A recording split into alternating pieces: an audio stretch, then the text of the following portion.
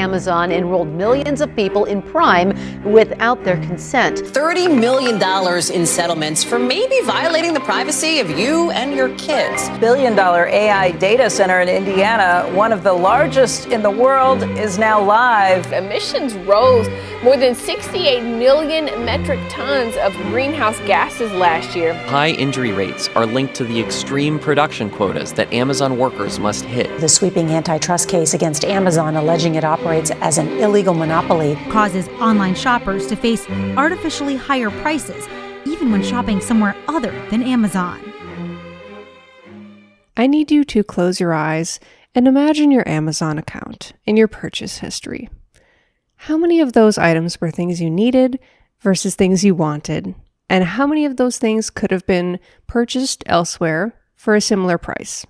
How many of those things would you have still purchased if you had to go in person and shop for them? Or was buying it online with one click just so easy? I need you to be honest. Do you need Amazon? If you answered yes, then please know I'm not addressing you personally today. Something I like to talk about in my videos is how to live more ethically. And I know that means something different to everyone. And I'm not perfect at all, but I'm trying to be a good example and make better choices based on the things that I value, like sustainability for this earth and the life on it, empathy, equity, what benefits the greater good, treating others how they'd like to be treated. I don't even care if that sounds stupid. Those are things that I try to consider before taking certain actions.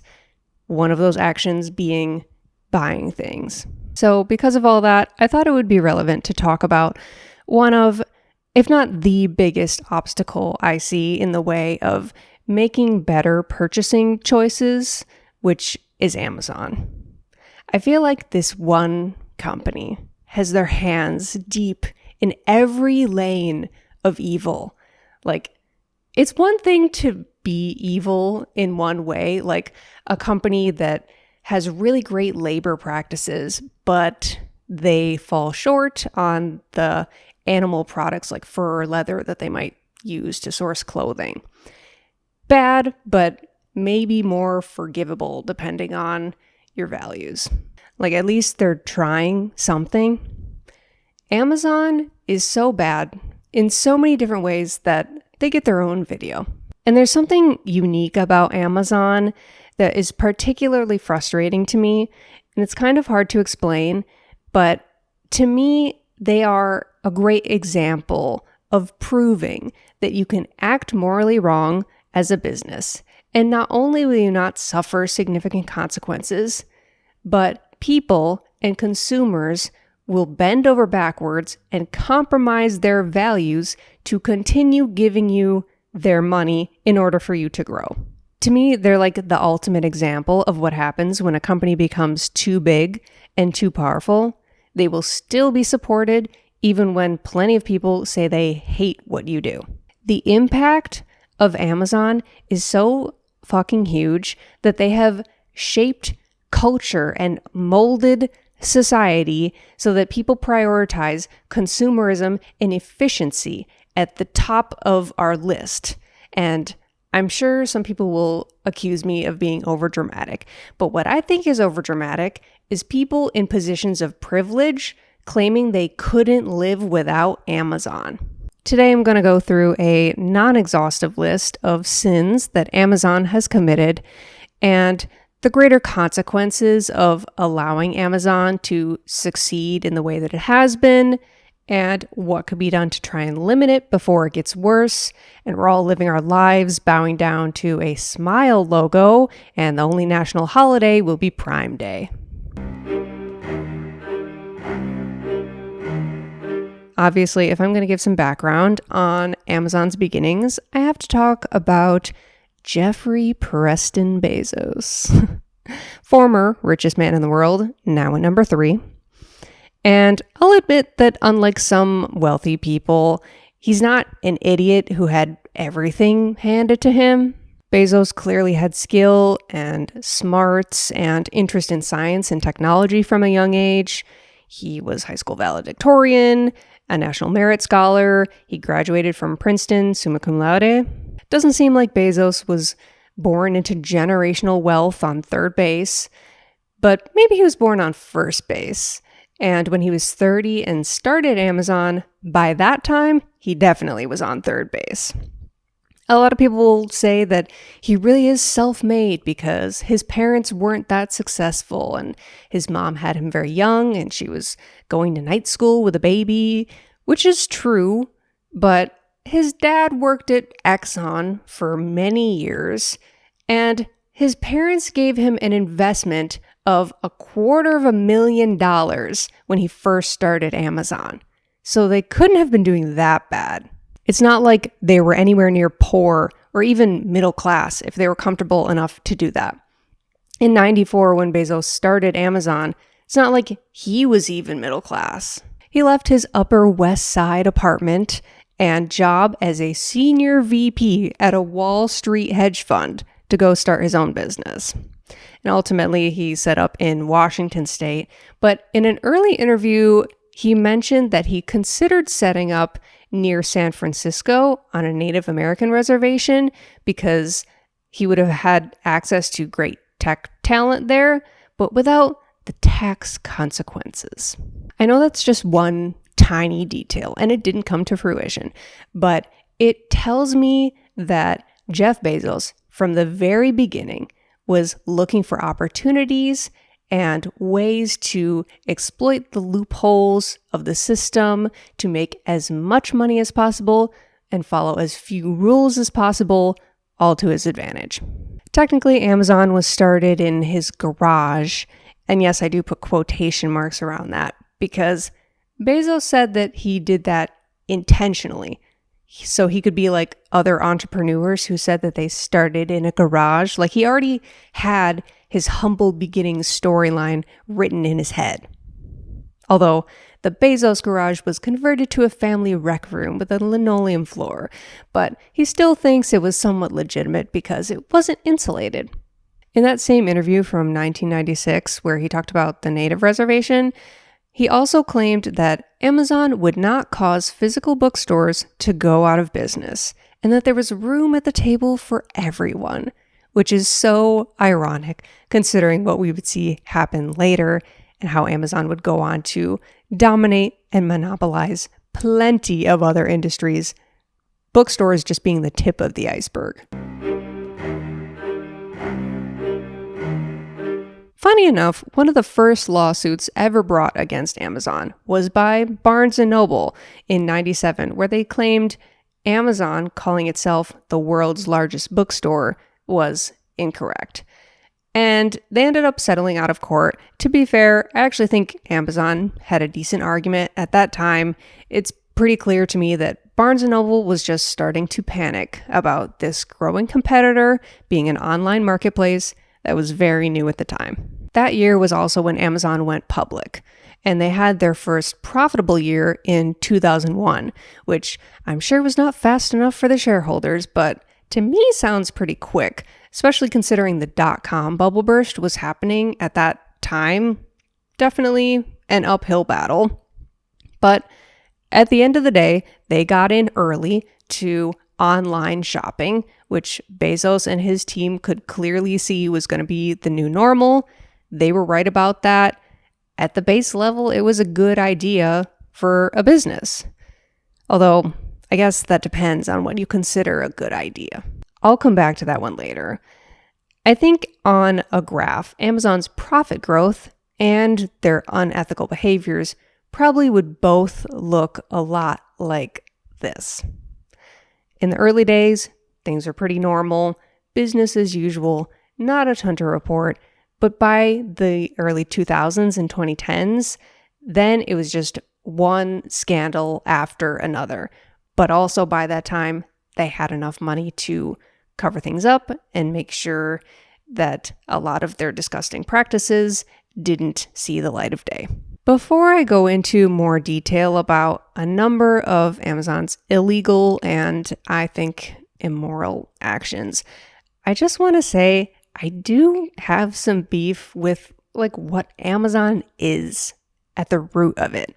Even if they didn't commit a number of these labor exploitations and environmental destructions that I'm going to talk about next, I still think I wouldn't want to support them because I just don't see how Amazon's business model could not lead to monopolization. Out of all e-commerce retail sales in America, Amazon now accounts for 40%. Amazon is a superstore, a lot like Walmart or Target, and superstores are good business ideas when it comes to convenience and accessibility. Customers are now able to buy a lot of things that they couldn't buy before.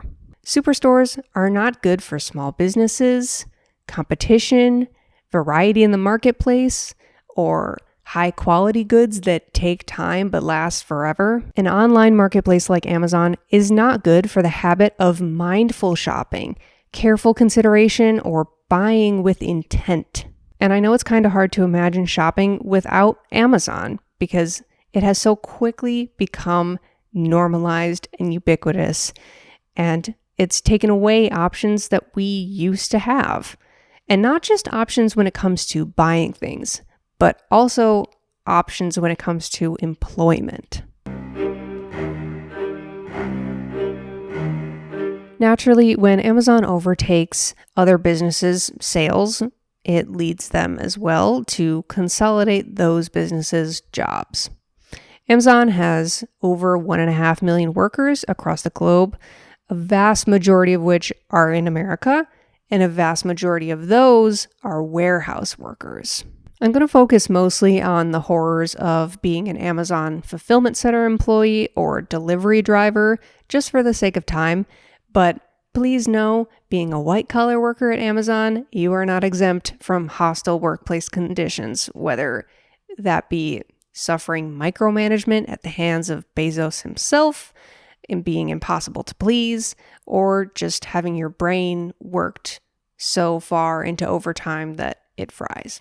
Over the years, Amazon and its subsidiaries have had to pay fines totaling over $106 million for wage and hour and employment screening violations.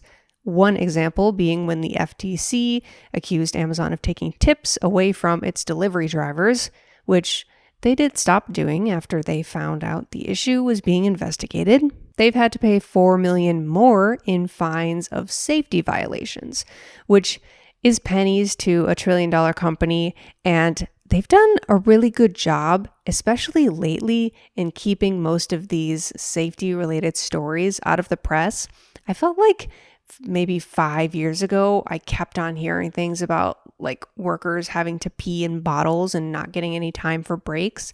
But in recent years, I don't know if it's just their PR team going into overdrive, but a lot of that has not gone away, but no longer sees the spotlight anymore. And peeing in bottles is sadly a pretty minor infraction when it comes to the bigger dangers that warehouse workers are up against.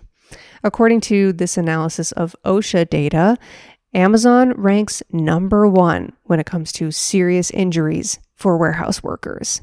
And not only that, their rates of serious injuries is double the amount compared to other warehouses. One Amazon employee who suffered a herniated disc on the job said that the company literature on health and wellness described warehouse workers as industrial athletes. And if you think that's bad, serious injuries on the job are just a stepping stone to dying on the job. And just to be clear, I don't think that Amazon should be taking full responsibility for an employee who maybe has a heart attack on the job, because that heart attack cannot fully be blamed just because they work at Amazon. But I think you could make a case that there's at least a little responsibility falling on them, given the physical and mental demanding nature of the job and what it's like to be a warehouse worker at some of the most intense, high pressure, physically demanding warehouses in the world. There has been time after time where investigation into Amazon discovers that their employees are at higher risk for back pain, different disorders like skeletal and muscle disorders, strain on mental health, and even worse, Amazon manipulates this data to make their warehouses seem like they're more safe to work at than they actually are. Amazon's response every time stuff like this comes up always seems to be like, oh, we're working on things, we're improving, we're going to spend this big sounding number into safety, or we're being forced to pay this big sounding number because we violated safety. We're building little meditation stations on the floor that you can use to take a break. Spending money is not enough to solve these problems. In fact, money is the root of these problems. Prioritizing speed and efficiency and pushing workers as far as they can go in order to make as high of a profit as you can is exactly why these problems exist. Turnover rate at Amazon warehouses is 150%. But churning through employees and treating them as disposable is exactly why Jeff Bezos and other top executives are billionaires. A lot of people have to get stepped on in order for a few to get to the top. Not only is Amazon a huge offender when it comes to how they treat its employees, but also they treat the environment as completely expendable and exploitable. And a lot of big companies do a song and dance about corporate responsibility and make pledges and promises about how good they're going to do for the planet.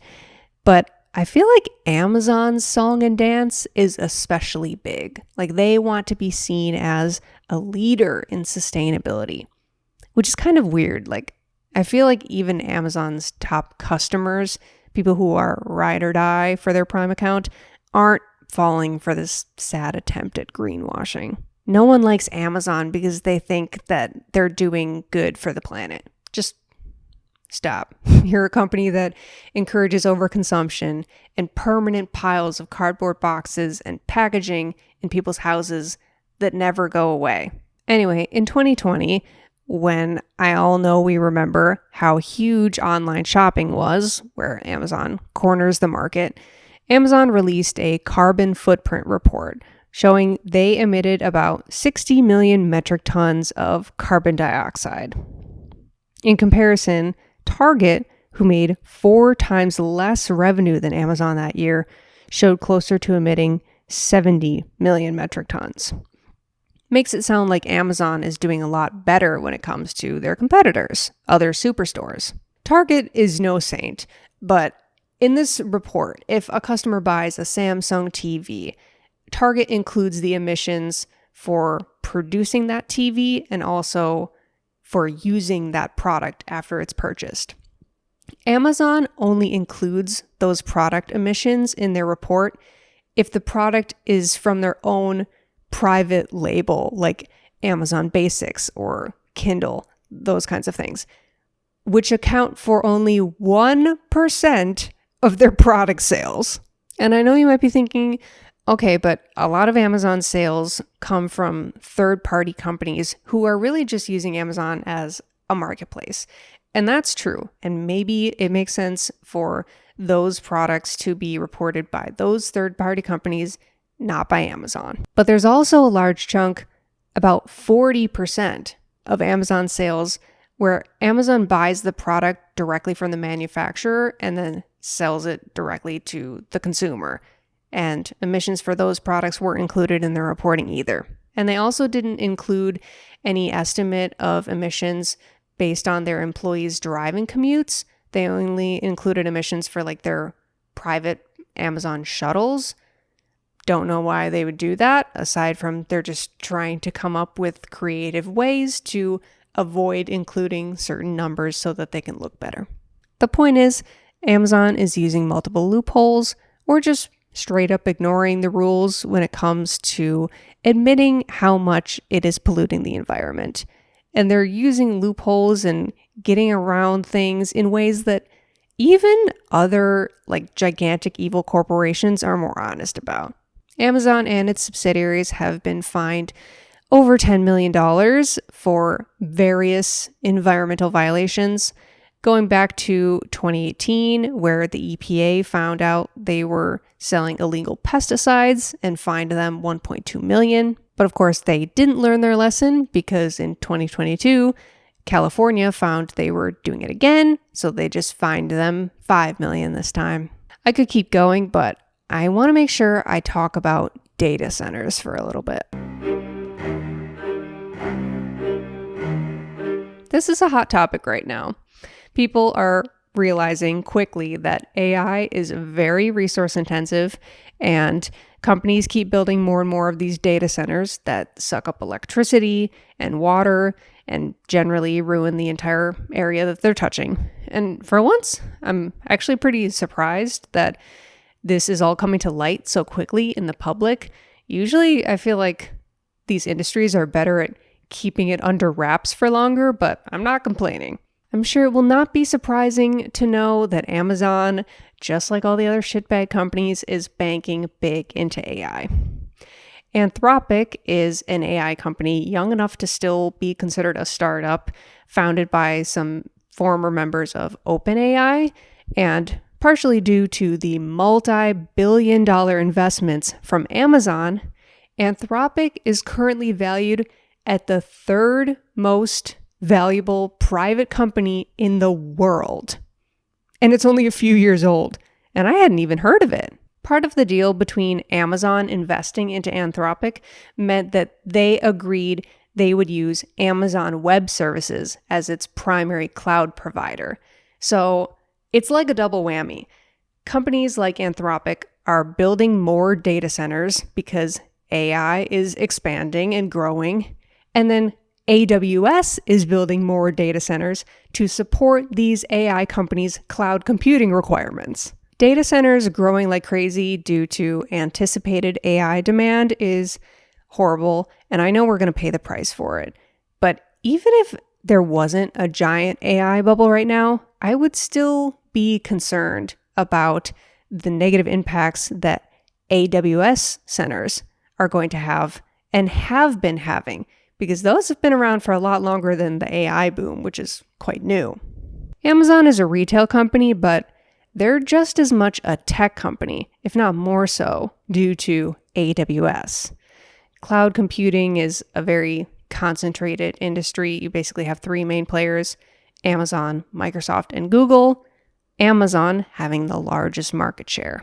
This AWS data center in Oregon has been causing cancer, kidney problems, miscarriages, and other serious health issues, and it's been around since 2011.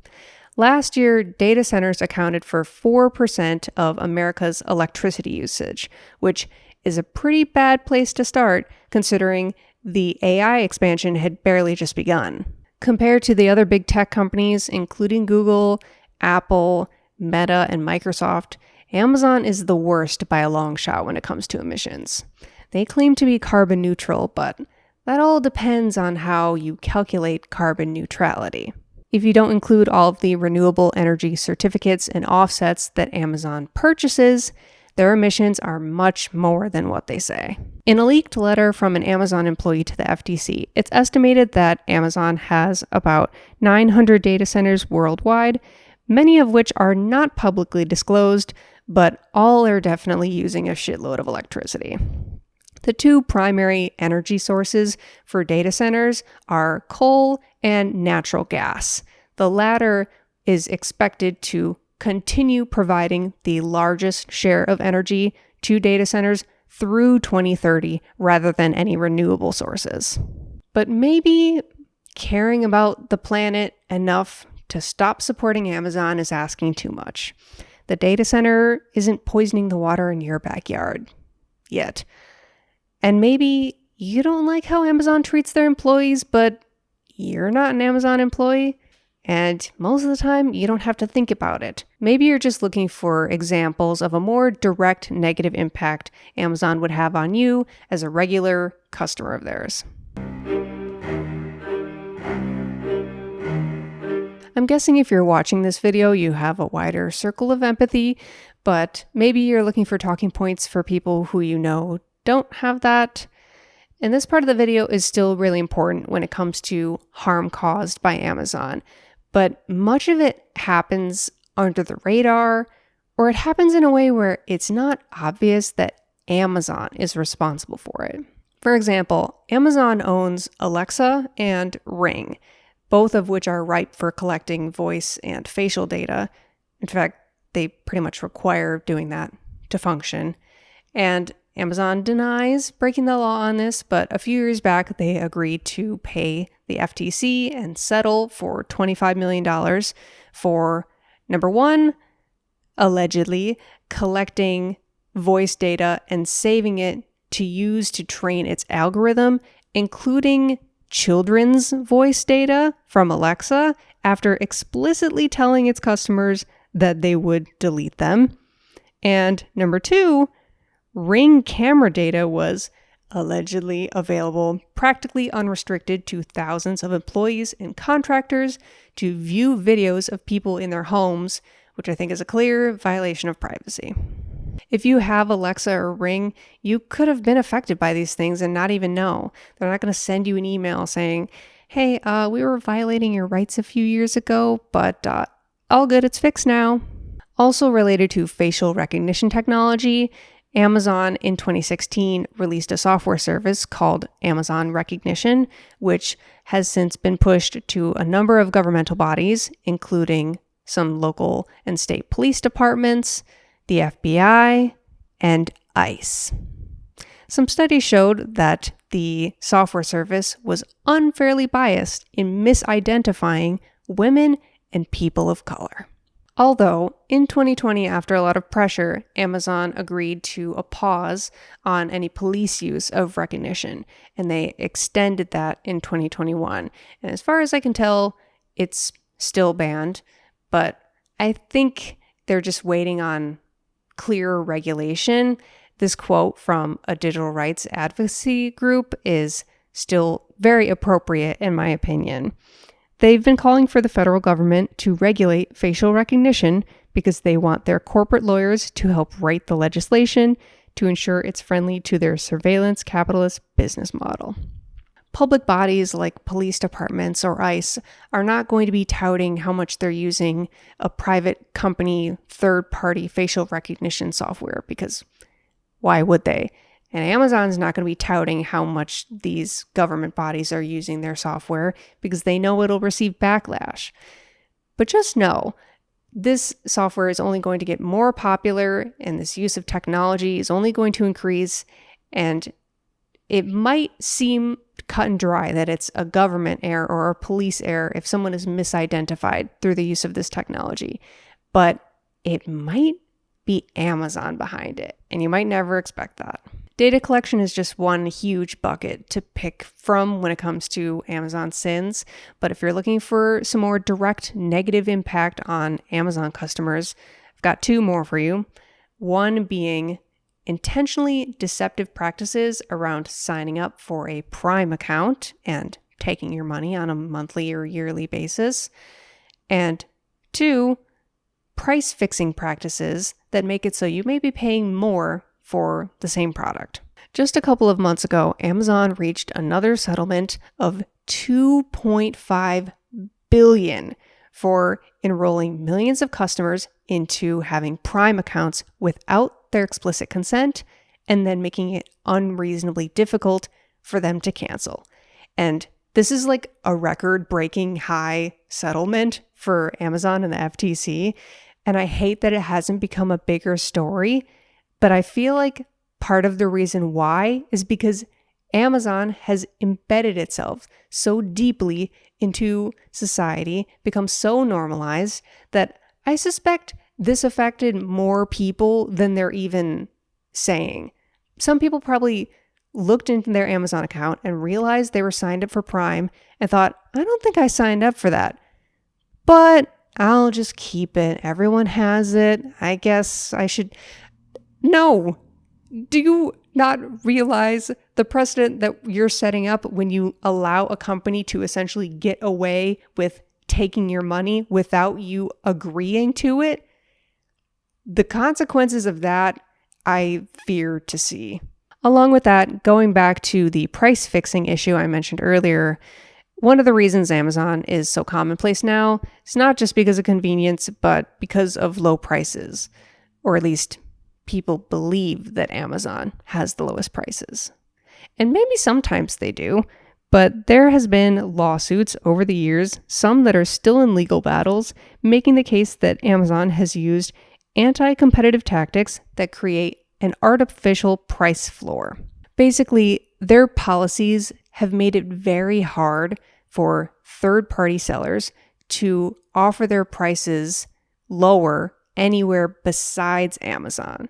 So these companies are backed into a corner. They have to sell on Amazon because that's where everyone buys their stuff, and they can't even incentivize customers to buy it direct from them instead by offering a lower price because of Amazon's difficult policies.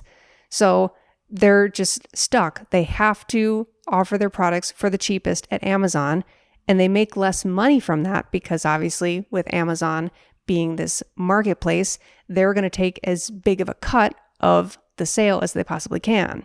And the small business ends up with less money in the end. There's also been allegations that Amazon colluded with major publishers to drive up the price of ebooks, which they certainly have dominated the market there. And they also used to have this algorithm, weirdly named Project Nessie, which was driving up prices not just on Amazon, but also on other retailers.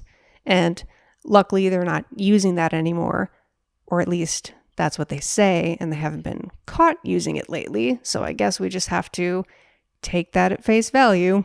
The point is, you could probably be paying less for products if Amazon wasn't so determined to monopolize the entire universe.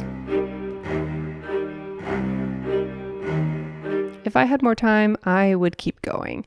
And I'd talk about Amazon's labor union busting and monumental tax avoidance and their infiltration into news media and entertainment media and healthcare and donations to the Trump administration and providing Israel's military with AI and other technology and a bunch of other things.